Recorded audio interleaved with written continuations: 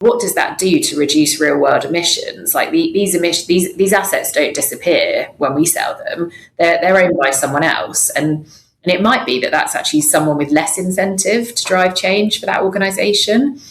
So for us, we think that if we're genuinely targeting decarbonisation, we have to help these high emitting sectors transition, not walk away from them. You could have the most perfect, beautiful, green portfolio in the world, and you could stand on your doorstep and still see the planet burn around you, right? It's not necessarily going to help. I would say that you have to go brown to go green, and you have to, what your point is, you have to sort of get your hands dirty.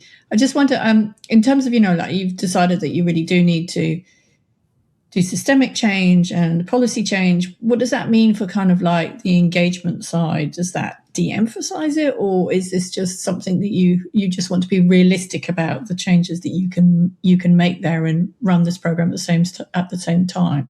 They are definitely in parallel, and I think we will always engage with the companies that we own. Like, we're an active owner, where our managers are active owners, we expect them to be engaged with the companies they own. And I think it's, we must be genuinely good, high quality stewards of all the assets that we own, and we must make sure we have clear engagement plans, and we hold companies to account. We make sure that, for us, it's actually really important to track engagement activity, to understand, well, is it that we talk to this company for, twice a year for 3 years and nothing happens? I mean, that doesn't demonstrate that they're listening to their investors.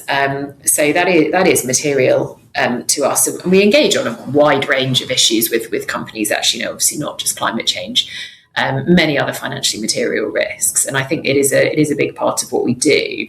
But I think realism is kind of the word you use. And I think that's right. I think it's about being realistic about what any individual shareholder can achieve with a company, relative to a group of shareholders who might represent hundreds of £billions of assets, speaking to governments who genuinely want those pounds invested in their local economies, and who probably actually need and want those pounds invested in the energy transition to a certain extent, and just making sure that the policies are there to support that investment.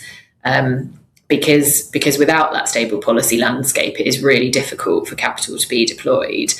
And it's helping governments and regulators to understand that, really. So it is very much a joined up effort between kind of all different teams within the organisation.